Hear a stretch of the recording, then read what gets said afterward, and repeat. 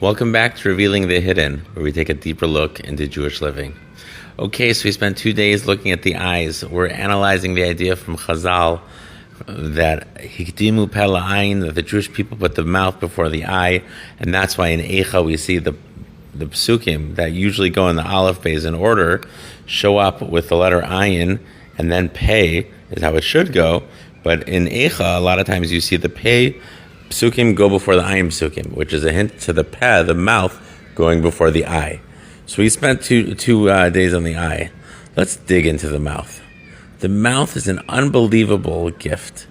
Chazal, in so many places, talk about the mitzvahs of the mouth as the ones that are everything in life, right? We know Lashon Hara is connected to Kulam. We know Talmud Torah is connected to Kulam. It's equal to everything else, right? As well, you have this notion, Chazal talk about how your whole life is the mouth, or unkelus, right? It says that when God blew a soul into man, so he became a ruach memalala, a speaking spirit. And so the Mefarshim go crazy at this. They look, the definition of man is his mouth. So the eyes, as we spoke about before, is the primary way that the neshama receives from the world and takes in, interacts with the world as far as its inner space, how it experiences something. The mouth is going to be the primary way that you interact with the world outward. There's no other way that you can describe your thoughts in a more specific way than your words. Yes, some people have the gift of art and music and all these other things, but b'derech klal, the mouth is the way that you're going to take your pnim, your insights, your thoughts, your ideas, and bring them out and thrust them outwards into the world. The ruach memalala. So what is this all about? How does it happen? So as we expressed already and discussed, when did it become that man became a speaking spirit? When the soul entered the body. The interaction between the soul and the body results, right, or the expression of the soul through the body results in words.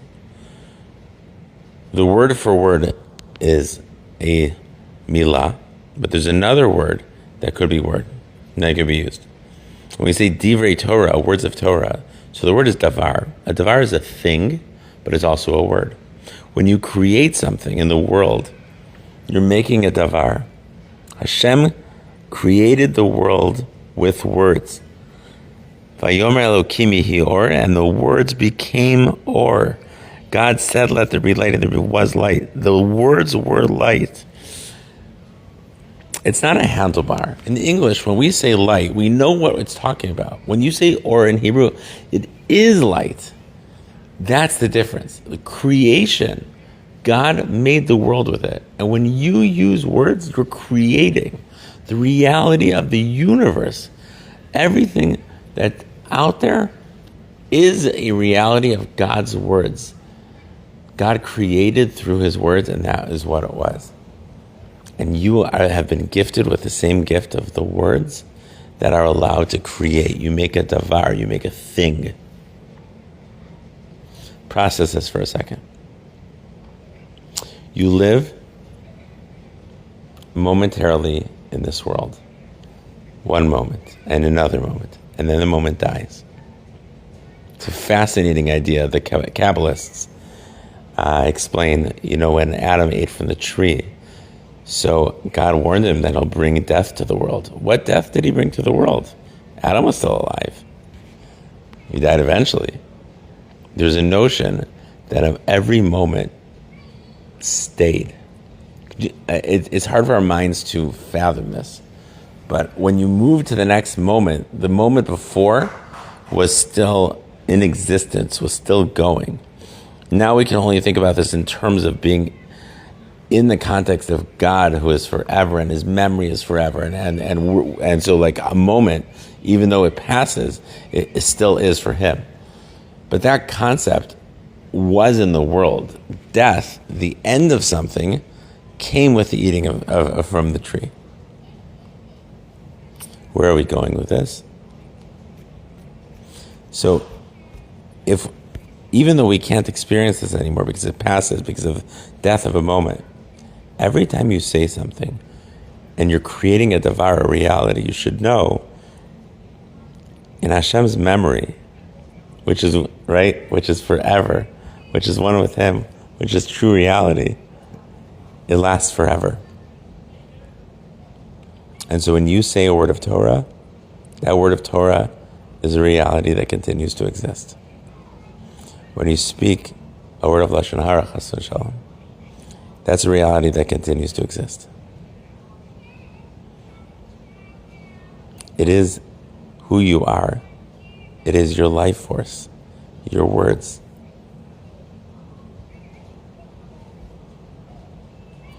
There's so many divrei Torah and so many directions that we can go. And I plan to do that a little bit more tomorrow. But I just want us to think about this for a second. Sleep on it. Process it. Your existence, your very being, when you say words of kindness to a friend, to your child, encouragement, it is you. It is a piece of you. It is the thing that is being expressed out of your neshama into this world.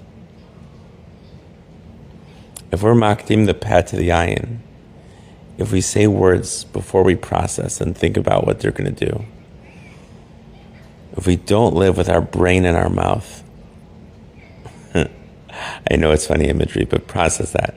If we don't live with our brain in our mouth, then our mouth is going to be producing stuff that we don't want to represent who we are, that we don't want to last with us for a lifetime and past that.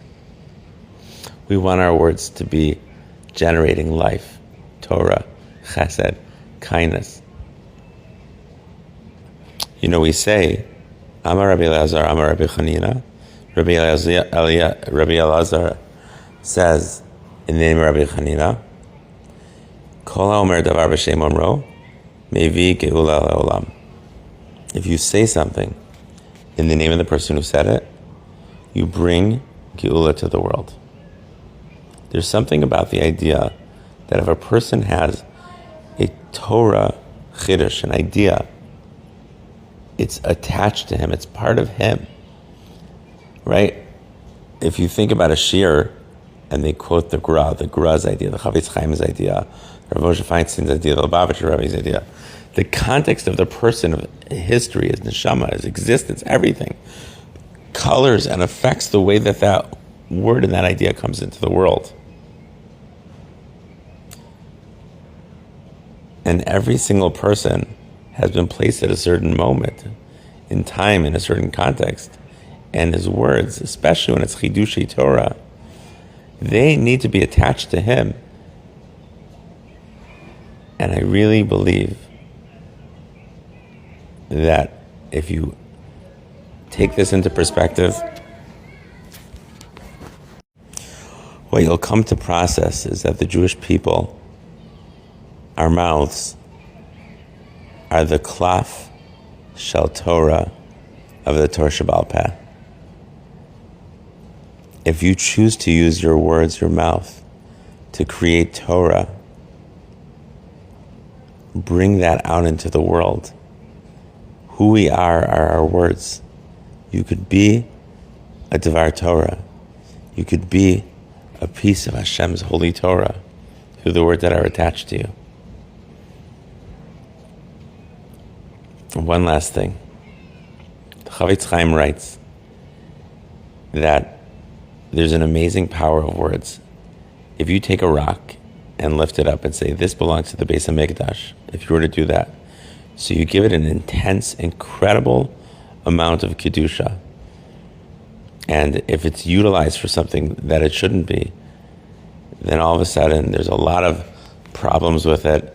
It has this halachic status called Me'ila, which is taking something holy and using it for something else.